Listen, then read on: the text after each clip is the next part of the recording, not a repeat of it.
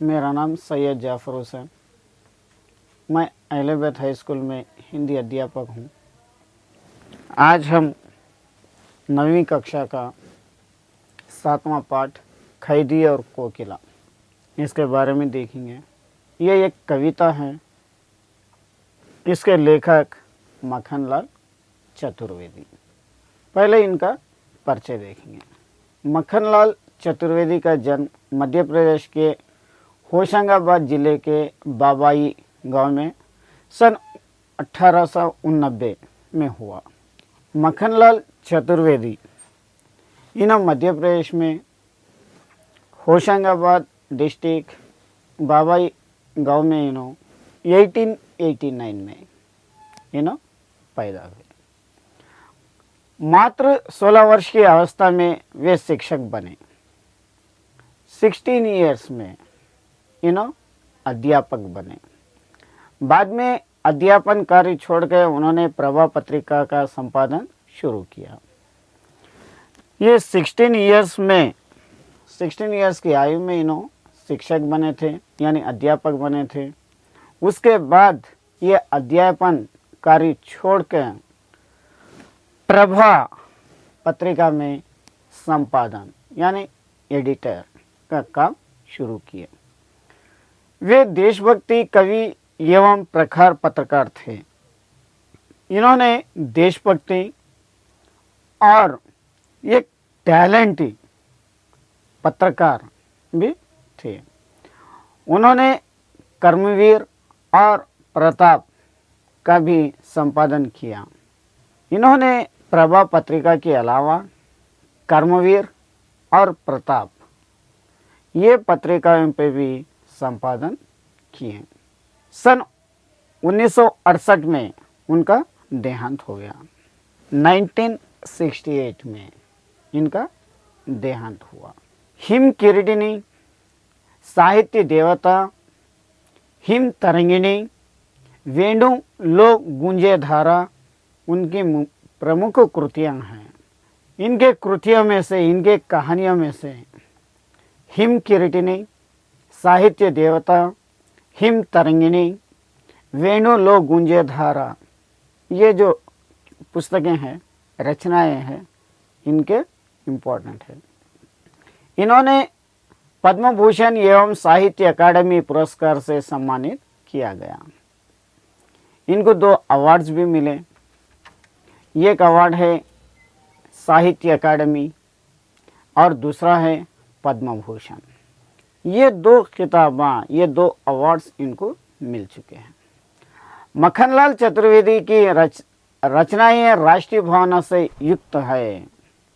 जो मक्खनलाल चतुर्वेदी की जो किताबें हैं, उनके जो रचनाएं हैं, ये राष्ट्रीय भावना यानी आज़ादी की भावना से लिखे हुए हैं। उनमें स्वतंत्रता की चेतना के साथ देश के लिए त्याग और बलिदान की भावना मिलती है। इनके रचनाएं में स्वतंत्रता की चेतावनी यानी आज़ादी की चेतावनी, वार्निंग, और उसके साथ साथ बलिदान यानी सैक्रिफाइस करना, ये भावना भी इसमें मिलती हुई आती है। इसलिए उन्हें एक भारतीय आत्मा कहा जाता है। इसलिए मक्खनलाल चतुर्वेदी को एक इंडियन सोल, भारतीय आत्मा भी कहा जाता। इस उपनाम से उन्होंने कविताएं भी लिखी हैं। ये निकनेम से उन्होंने कहानियां भी लिखे। वे एक कवि कार्यकर्ता थे और स्वाधीनता आंदोलन के दौरान कई बार जेल गए। मक्खनलाल चतुर्वेदी एक कवि थे, एक कार्यकर्ता थे, आज़ादी के लिए हिस्सा लिए तो वाले थे, और ये आज़ादी में हिस्सा लेते हुए कई बार जेल को भी जा चुके हैं। उन्होंने भक्ति, प्रेम और प्रकृति संबंधी कविताएं भी लिखी हैं। मक्खनलाल चतुर्वेदी भक्ति, प्रेम और नेचर से रिलेटेड, प्रकृति से संबंधित कहानियां भी लिखे हुए। चतुर्वेदी जी की कविता में शिल्प की तुलना में भाव को अधिक महत्व देते हैं। चतुर्वेदी की कविता में इनके जो कविताएं हैं उसमें शिल्प और तुलना ये दो डिफरेंस का ज़्यादा अधिक महत्व इसमें रहता। उन्होंने परंपरागत छंदवाद्यता एवं तत्सम शब्दावली के स्थान पर बोलचाल की भाषा के साथ साथ उर्दू फारसी के शब्द भी की प्रयोग किया गया है। इनके जो रचनाएं में छंदबद्धता यानी छंद मिला के छंदसु ग्रामर उसका इस्तेमाल करते करते और इसमें बोलचाल की लैंग्वेज जो आपस में बातचीत करते रहते हैं उसकी लैंग्वेज भी इस्तेमाल करते हुए उसके साथ साथ उर्दू और फारसी के अल्फाज भी इसमें मिलते हुए आते हैं। ये था मक्खनलाल चतुर्वेदी का परिचय। अब इन्होंने इस कविता में क्या कहा उसके बारे में अपन देखेंगे। इस पाठ की इस कविता की भूमिका क्या है, ये भूमिका भी इसमें थोड़ा इम्पोर्टेंट है। देखिए, ब्रिटेन की उपनिवेशवाद के शोषण तंत्र का बारीक विश्लेषण करती खैदी और कोकिला कविता बहुत लोकप्रिय है। जो ब्रिटेन यानी अंग्रेज़ों के शोषण तंत्र का विश्लेषण करते हैं ये खैदी और कोकिला कविता लिखा गया है। ये जब बहुत लोकप्रिय है। ये कविता भारतीय स्वाधीनता सेनानी के साथ जेल में किए गए दुर्व्यवहारों और यातनाओं का मार्मिक साक्ष्य प्रस्तुत करती हैं। ये कविता जो आज़ादी के वक़्त लोगों को लेके जाके जेल में डाले थे, जो स्वतंत्रता सेनानियों को, उनके साथ जेल में किस तरीके से दुर्व्यवहार हुआ, उनके यातनाएं क्या थे, उनके परेशानियां क्या थे, उन लोगों को किस तरीके से जेल में डाला गया, कैसे लोगों के सामने उनके बीच में रखा गया, ये सब यहाँ पे एक मार्मिक ये आंखों देखी कि ऐसा प्रस्तुत किया गया। कवि जेल में एकाकी और उदास है। जो मक्खनलाल चतुर्वेदी कवि जेल में अकेले है और उदास है। कोकिला से अपने मन का दुख, असंतोष और ब्रिटेन शासन के प्रति अपने आक्रोश को व्यक्त करते हुए ये कहते हैं कि ये समय मधुर गीत गाने का नहीं बल्कि मुक्त का गीत सुनाने का है। कोकिला से अपने मन की बात, अपना सुख और दुख, अपना असंतोष जो है, जो ब्रिटिश शासनों से, शासन अधिकारियों से जो इनका दुख है, ये दुख और उनका गुस्सा सुनाते हुए कोकिला से ये बोल रहे हैं कि ये टाइम पे तुम्हारी मीठी आवाज़ के गीत सुनने का नहीं है, लेकिन मुक्त गीत सुनने का है। खामोशगी से खामोश रहना है। कवि को लगता है कि कोयल भी पूरे देश का कारागार के रूप में देखने लगी, इसलिए अर्धरात्रि में चीख उठाई है। कवि को ऐसा लग रहा, मक्खनलाल चतुर्वेदी को ऐसा लग रहा है कि कोयल भी पूरे देश के कारागार में, ये पूरे देश को ये जेल के ऐसा वो रूप में देखते हुए आधी रात को चीखने लगी। ये कविता की एक भूमिका थी। अब कविता को देखेंगे। क्या गाती हो, क्यों रह रह जाती हो, कोकिला बोलो तो। क्या लाती हो, संदेश किसका है, कोकिला बोलो तो। क्या गाती हो, क्यों रह रह जाती हो, कोकिला बोलो तो।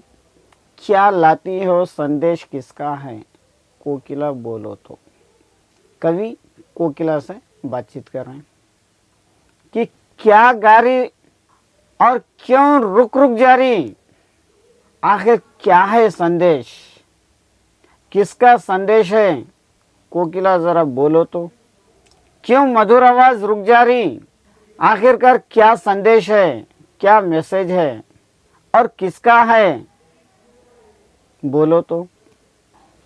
ऊंची काली दीवारों के घेरे में, डाकू चोरों बटमारों के डेरे में, जीने को देते नहीं पेट पर खाना, मरने को भी देते नहीं तड़प रह जाना। जीवन पर अब दिन रात का कड़ा पहरा है, शासन है, ये तम का प्रभाव गहरा है, हिम कर निराश कर चला रात भी काली, इस समय कालमयनी जागी क्यों आली। ऊंची काली दीवारों के घेरे में, डाकू चोरों बटमारों के डेरे में, जीने को देते नहीं पेट भर खाना, मरने भी देते नहीं तड़प रह जाना। जीवन पर अब दिन रात का कड़ा पहरा है, शासन है, यह तम का प्रभाव गहरा है, हिम कर निराश कर चला रात भी काली, इस समय कालमयनी जागी क्यों आली।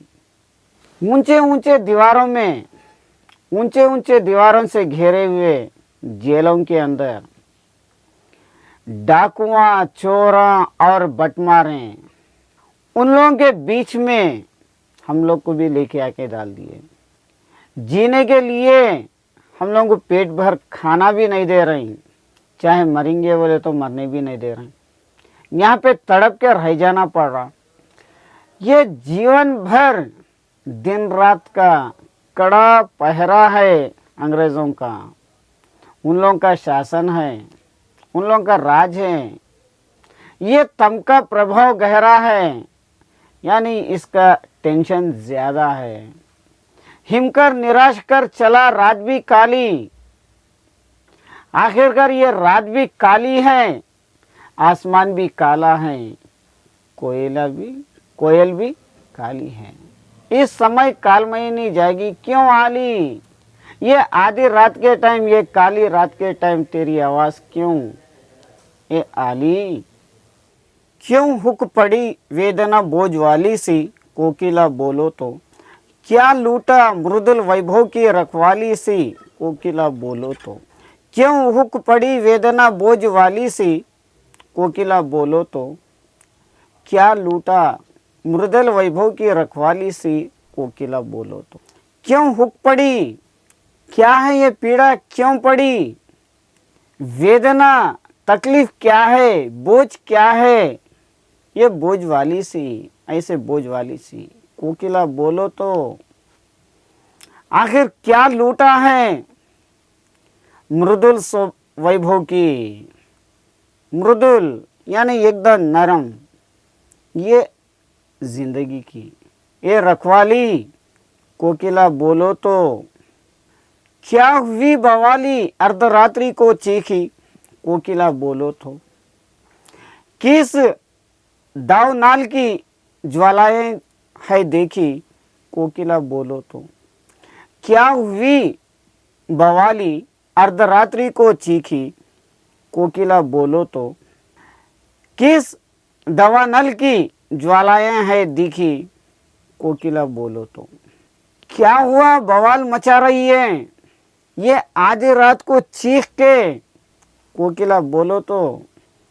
किस दवाली की ज्वालाएं ही देखी, किसके ज्वालाएं, किसके गुस्से क्या देखे, कोकिला जरा बोलो तो। क्या देख ना सकती जंजीरों के गहने, हथकड़ियां क्यों ये ब्रिटिश राज का गहना, कुल्लू का चरख क्यों जीवन की तान, गिट्टी पर उंगलियां ना लिखे गान, हूँ मोट खींचती लगा पेट पर जुआ, खाली करता हूँ ब्रिटिश आंकड़ों का कुआं, दिन में करुणा क्यों जागे रुलाने वाली, इसलिए रात में गजब ढा रही आली। क्या देख ना सकती जंजीरों का गहना, हथकड़ियां क्यों ये ब्रिटिश राज का गहना, कुल्लू का चरख क्यों जीवन की तान, गिट्टी पर उंगलियां ने लिखी गान, हूँ मोट खींचता लगा पेट पर जुआ। खाली करता हूँ ब्रिटिश आंकड़ों का कुआं, दिन में कोरोना क्यों जागे रुलाने वाली, इसलिए रात में गजब ढा रही आली।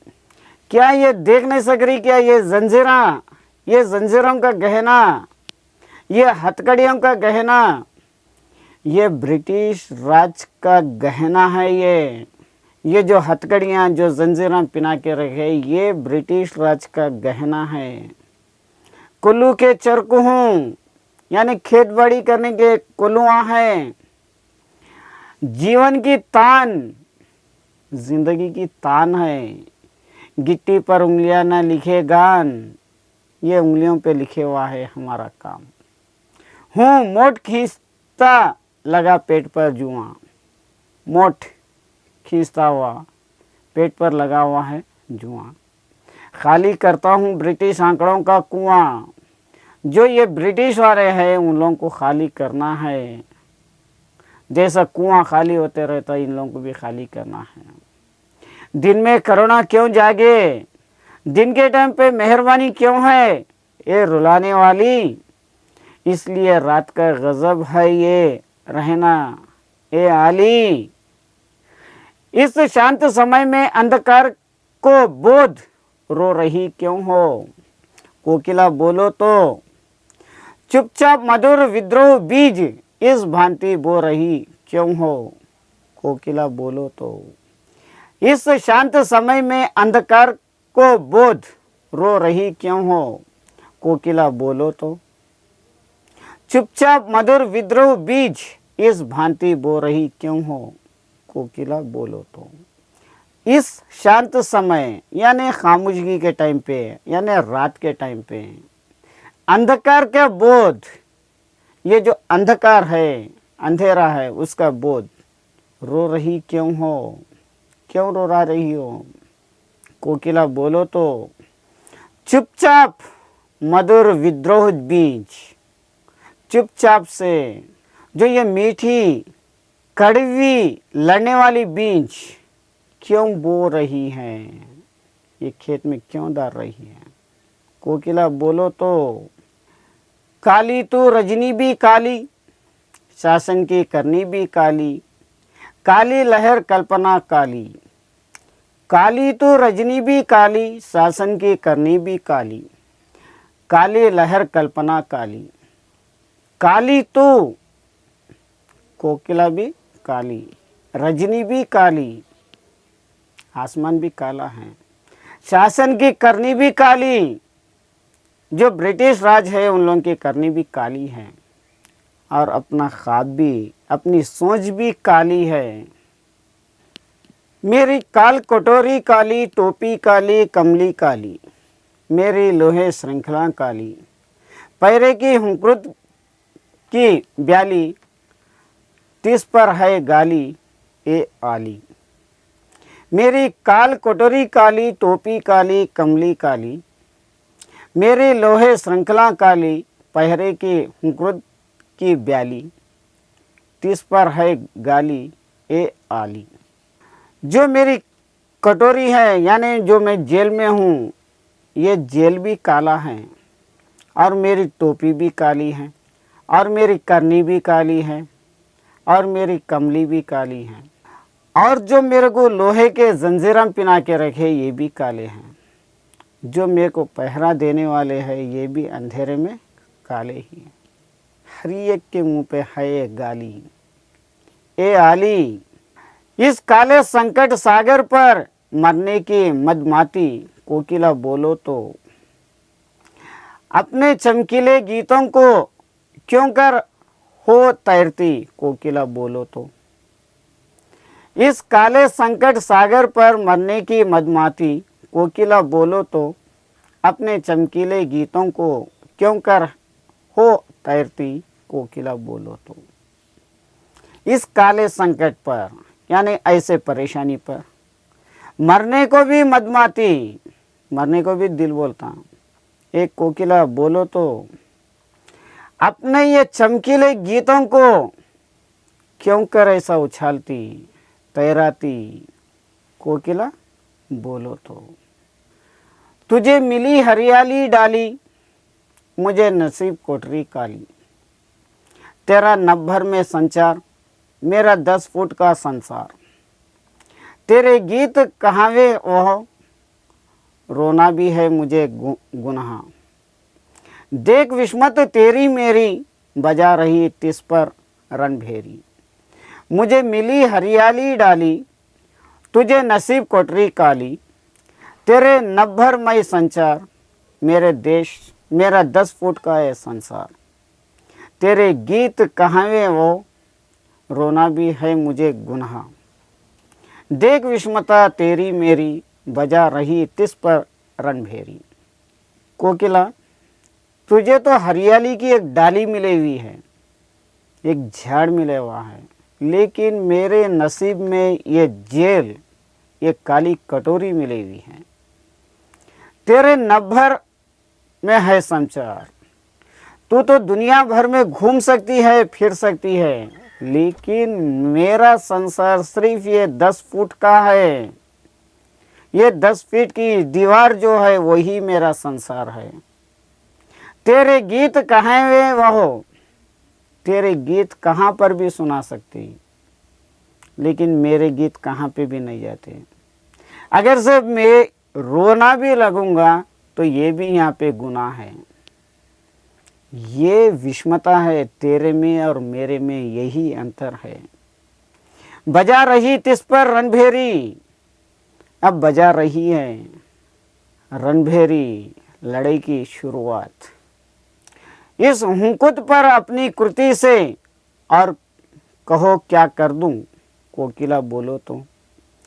मोहन के व्रत पर प्राणों का असौ किसमें भर दूं, कोकिला बोलो तो। इस हुंकृत पर अपनी कृति से और कहो क्या कर दूं, कोकिला बोलो तो। मोहन के व्रत पर प्राणों का असौ किसमें भर दूं, कोकिला बोलो तो।